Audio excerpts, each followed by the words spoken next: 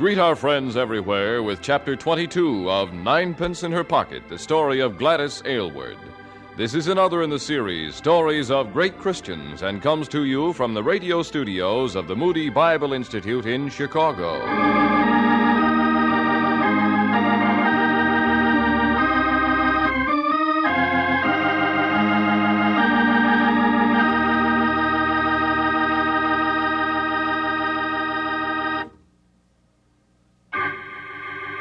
As Japanese troops ravaged the Chinese countryside, Gladys collected the old, the orphans, the wounded, and established refuges for them in the high, small villages in the mountains. Here it was felt the Japanese would not dare come. The paths were steep and narrow, and often defended by armed peasants. Gladys had been detained in the refuge above the ravaged city of Chinshui for 5 weeks, waiting for the Japanese to move on, so that she could return to Beichaichong and to the refugees there from Yangcheng.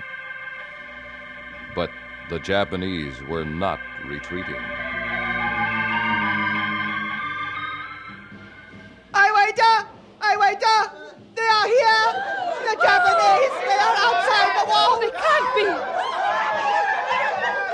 How can we flee? The children, the old, all the sick! Tell everyone to remain quiet! Quiet! The priests are banging their gongs to drive them away. They are praying and shouting so loud to the gods, the Japanese can hear them for miles. Oh, that's all we need.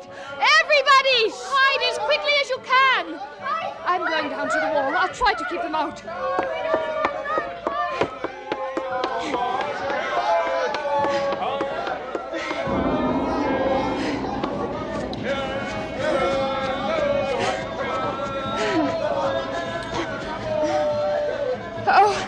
Thank God this gate is bolted. If I could just see through this crack.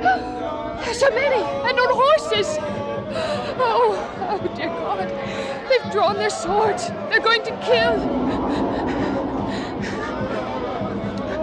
Oh, well, they'll have to kill me first. I can't let them come in.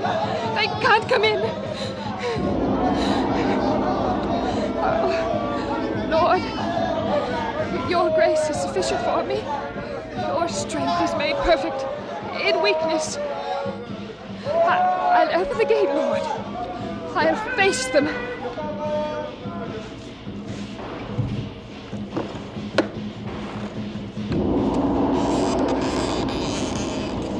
The sun is so bright. They are turning away! They are going down to the valley! They're gone? They're gone?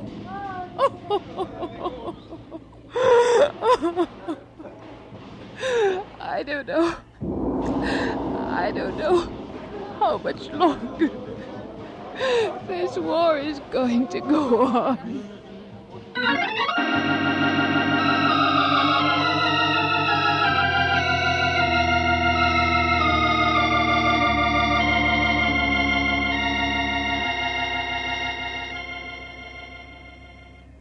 Have the soldiers gone, Aylward? Yes. Can the people return to Chinshui? Is it safe? Yes. It will be safe now until spring. The Japanese army is returning to Seichao to spend the winter. That means you can get to Beichaichong. I can go all the way back to Yangcheng, to what's left of the inn for the winter. But it will be a hard journey for my children and for all the other children we've collected along the way. I'll help you fix up the inn when we get there. No matter how bad it is, it will be warmer than spending the winter in the mountains. It's one thing to warm the body. It's another thing to fill the stomach. Oh, but we'll take back what we can and manage quite well, I expect. Our soldiers look splendid in their uniforms. Oh, Timothy, I'll be glad for the day when we don't see another uniform in China. None of them look splendid to me. Will we leave for Beichaichong soon? As soon as we get ready. We have a long way to go until the snows come and we're safe back at the inn. I have missionary friends at Seichao, the Davises. Oh, yes. I know them. They're very nice foreign devils. They talk funny Chinese. I suppose you'd talk funny English, too, if you ever learned. How can you go to Sechao? It is occupied by Japanese. Well, the Davises are there, and their mission is on neutral ground. My children will be safe there. It will be all right. And they have many refugees and war orphans at their mission hall. I can help with that work. By now, I ought to know a little about children. Sechao will be the best place for us all.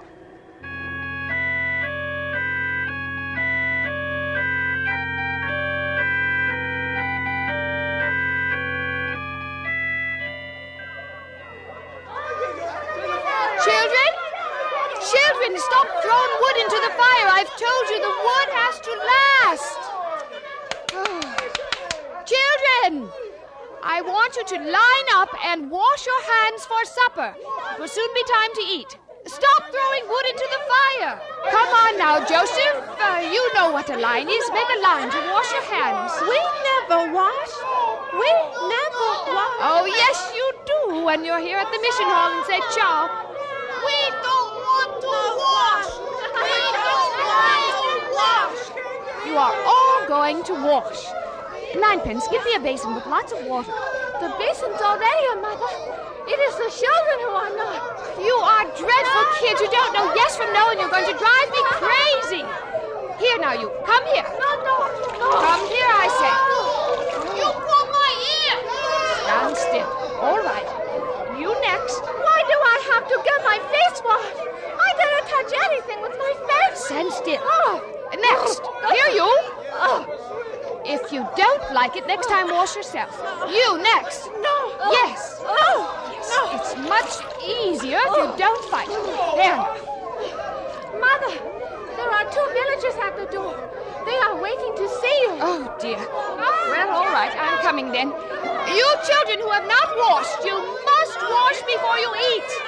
No supper if you don't get those hands clean. Ninepence, see if you can catch the little ones and give them a scrub. I'm supposed to have swell on in the kitchen. All right.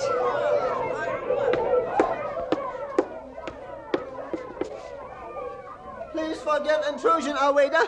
I am Wosai. This is my wife. I am pleased to meet you. You're not from around Sechao? No, we are refugees from further north. Our village burned to ground. We have not come for help for ourselves. You have many children here. Yes, all of them are orphans, as far as I know. You haven't come looking for your child, have you? No, we have brought you more children. Oh, you didn't leave them outside, did you? They wait outside.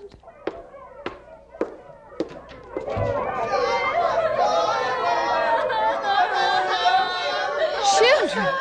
Oh! Children, come in. My, there are a lot of you, aren't there?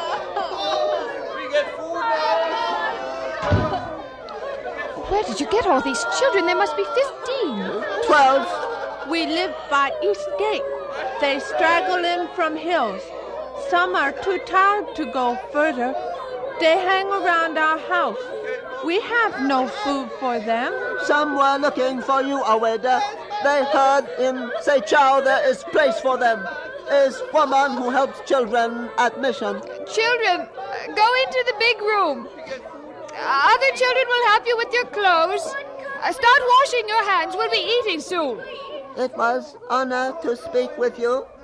We go now. Please don't bring me any more children. I have almost 100. I can't feed the ones I have now. Tell the other people, no more children. We cannot watch them freeze in streets. And I can't watch them starve at the mission. We're so crowded. Your God help you. Yes, he does. Thank you for coming, Wosai. May you have a good rest tonight. And you, Aweda, may you rest well. Goodbye. Goodbye.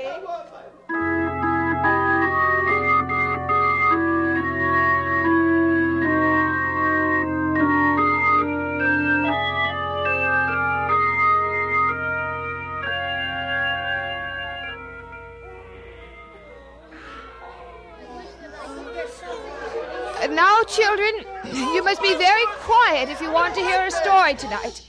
I've scolded all day long and my voice is tired. I'm cold. If any of you are cold, just snuggle up closer to the person next to you. Oh, that's right. Everybody get comfortable. What story would you like tonight? Moses crossing the Yellow River. Joseph means Moses crossing the Red Sea, doesn't he? Oh, let's have another one tonight. We've had the Moses story so often. All right, children. Moses, as you know, was a very good man, a very great leader, and he loved God, the one true God who is our Father, very much.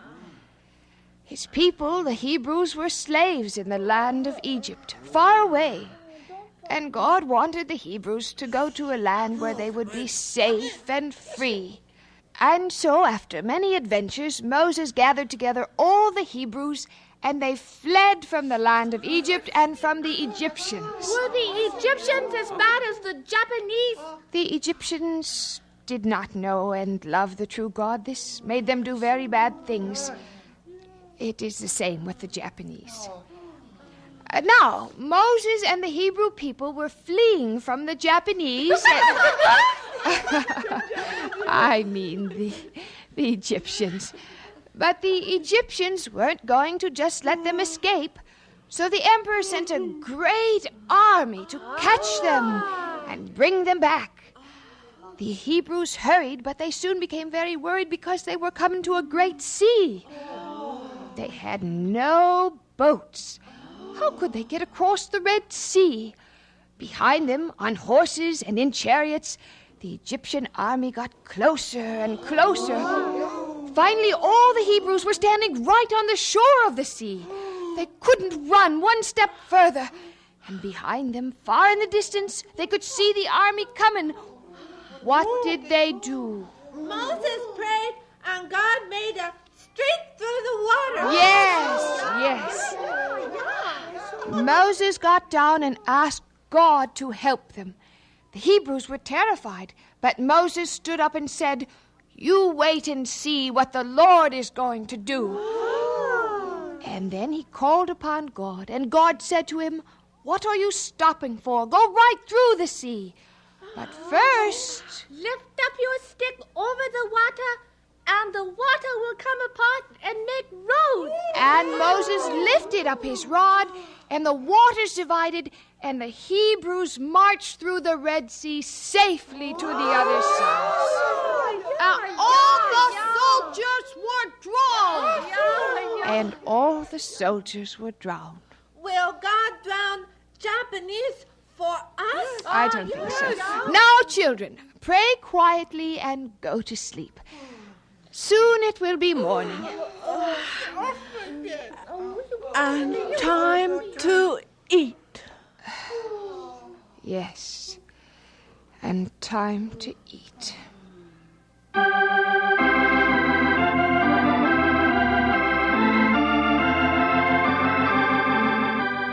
And so we conclude Chapter 22 of Ninepence in Her Pocket, the story of Gladys Aylward.